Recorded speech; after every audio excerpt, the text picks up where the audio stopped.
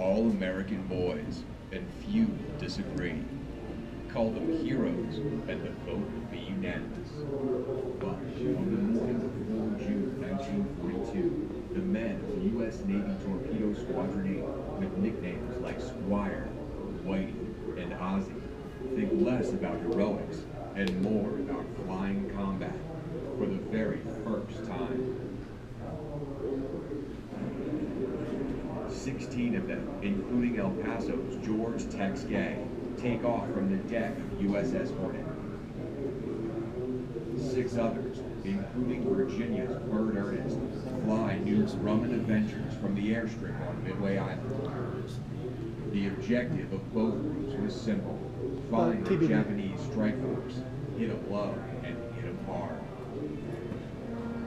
At 6:55 a.m., Squadron Leader Langston Fieberman's Torpedo 8 Avengers from Midway are the first to spot the enemy carriers. Without hesitation, Bird Ernest and the others follow the leader into the jaws of hell.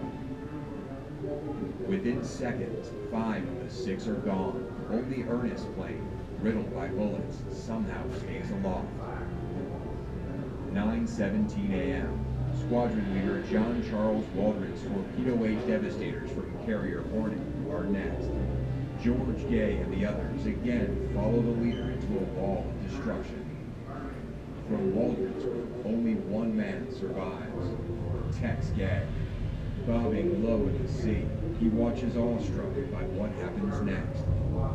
Suddenly, Navy Dauntless dive bombers from carriers Enterprise and Yorktown hurtle out of the sky. The Torpedo 8 sacrifice knocks Japanese defenses off balance. In minutes, 3 Japanese carriers erupt in flames. Meanwhile, although wounded, pilot Bird Ernest and radio man Harry Ferrier managed to land their Avengers safely on the airfield at Midway. 2 days later, a Navy PBY crew spots George Gay and rescues him.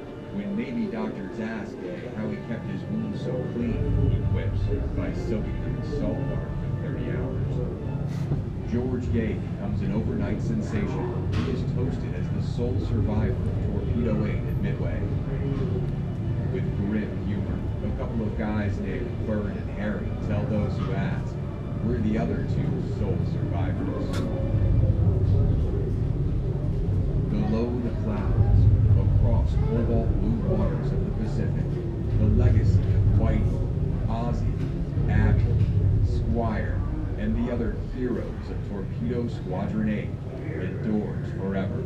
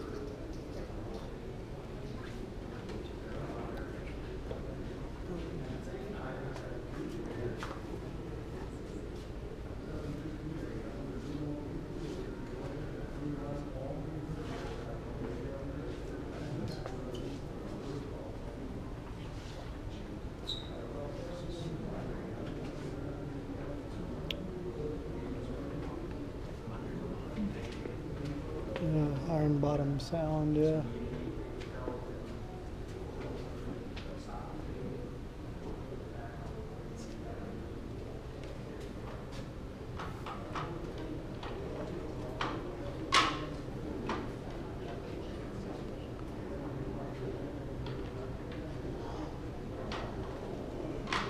1942. From Raval, the Japanese base in the South Pacific, the Japanese began Operation Compass, a plan to cut off Australia from her ally, the United States, in Great Britain. Near Lunga Point on Guadalcanal, the southernmost island in the Solomons, Japanese construction units are building an airstrip.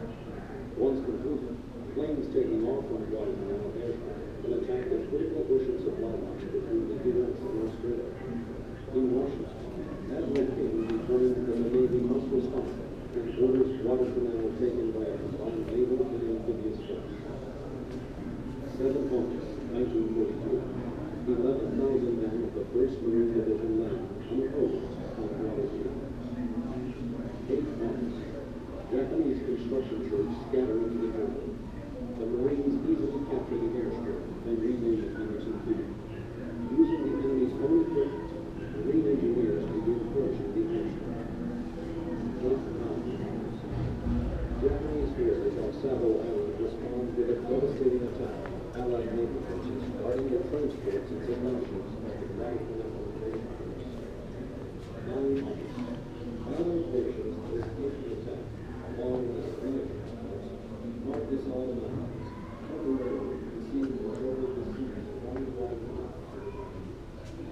The Marines ashore are stranded without supplies or reinforcements. Control of Henderson Field quickly becomes the key to victory over the heat of the British. On mid-August, 10 Navy Air Force and Henderson Field joins an actual Stay with us because this is very important. Any plane that crashes or strikes down is salvaged for parts and gas to beat the West Coast. By night, enemy warships routinely bombard Henderson Field. In Congo, which the Allies call the Tokyo Express, delivered teams and supplies to the Allies. Japanese troops ferried from Raval to Guadalcanal attempt to take Henderson Field by land, but as long years, their sea bridge in Fully Point, the Marines hurled them back. In late September and early October, Major General Alexander A. Underwood's 1st Marine Division battled Japanese land forces in 2 separate engagements at the Matano Mountain. In the second engagement, U.S. Marines successfully crossed the river and inflicted heavy casualties on enemy. That's really bad. The defeat forces the Japanese. They had wounded Japanese soldiers that the corpsmen were trying to give aid to, tried to kill them. Kill them. Yeah. Off the coast, a grim struggle is waged to control the seas before It's a mess. forces ashore. Battles are fought from August to November. The war at sea culminates in narrow Allied victories at the 1st and 2nd naval battles of Guadalcanal. Losses are so high that sailors dubbed the area Iron Bottom Sound, a watery graveyard of ships and men.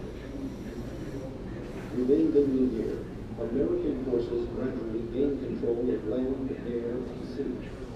Food, medical supplies, arms, and reinforcements flow into the island that no one had ever heard of before. By February 1943, it is apart. The Japanese are forced to evacuate. Americans control Guadalcanal. The victory at Guadalcanal keeps supplies flowing to Australia and marks the beginning of American forces on the offensive in the South Pacific. Jeez.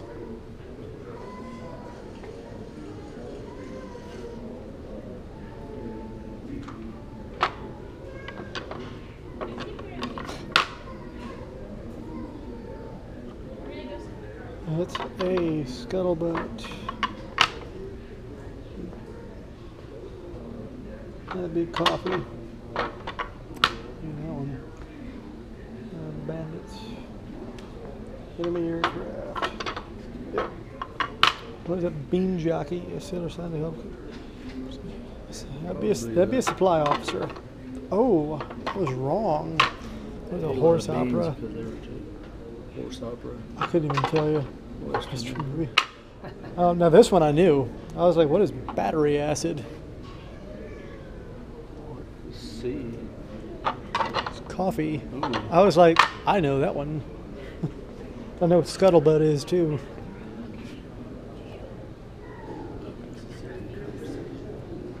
Yeah. There's the wildcat. So you can go this way, you can go that way. Summer 1942. From Rabaul, the Japanese base in the South Pacific, the Japanese begin Operation FS, a plan to cut off Australia from her allies, the United States and Great Britain. Near Lunga Point on Guadalcanal, the southernmost island in the Solomons, Japanese construction units are building an airstrip. Once completed, planes taking off from Guadalcanal airstrip can attack the critical ocean supply line between the U.S. and Australia. In Washington, Admiral King determines that the Navy must respond and orders Guadalcanal taken by a combined naval and amphibious force.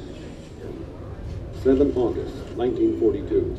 11,000 men of the 1st Marine Division land unopposed on Guadalcanal. Can't they just walk in? 8 August. Japanese construction troops scatter into the jungle. The Marines easily capture the airstrip and rename it Henderson Field. Using the enemy's own equipment, Marine engineers begin finishing the airstrip. 8-9 August. Japanese forces off Savo Island respond with a devastating attack on Allied naval forces guarding the transports and supply ships of the Guadalcanal invasion force. 9 August. Allied warships that escape the attack, along with the supply transports, depart the Solomon Islands, temporarily conceding control of the seas around Guadalcanal to the Japanese. The Marines ashore are stranded without supplies or reinforcement. Great.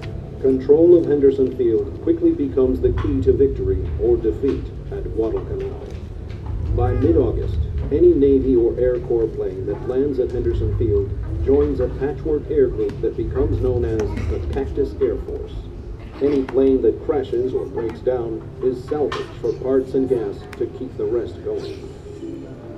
By night, enemy warships routinely bombard Henderson Field, and convoys, which the Allies called the Tokyo Express, deliver troops and supplies to the island. Japanese troops, ferried from Rabaul to Guadalcanal, attempt to take Henderson Field by land. But at Tanaru River, Edson's Ridge, and Coley Point, the Marines hurl them back. In late September and early October, Major General Alexander A. Vandergrift's 1st Marine Division battles Japanese land forces in 2 separate engagements at the Matanikaw River. In the second engagement, U.S. Marines successfully cross the river and inflict heavy casualties on an enemy infantry regiment. The defeat forces the Japanese to retreat from their positions east of the Matanikaw. Their prospects for retaking the island have been dealt a serious blow.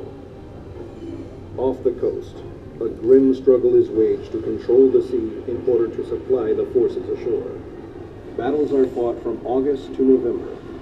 The war at sea culminates in narrow Allied victories at the 1st and 2nd naval battles of Guadalcanal. Losses are so high that sailors dub the area Iron Bottom Sound, a watery graveyard of ships and men. Within the new year, American forces gradually gain control of land, air, and sea. Food, medical supplies, arms, and reinforcements flow into the island that no one had ever heard of before. By February 1943, it is over. The Japanese are forced to evacuate. Americans control Guadalcanal. The victory at Guadalcanal keeps supplies flowing to Australia and marks the beginning of American forces on the offensive in the South Pacific.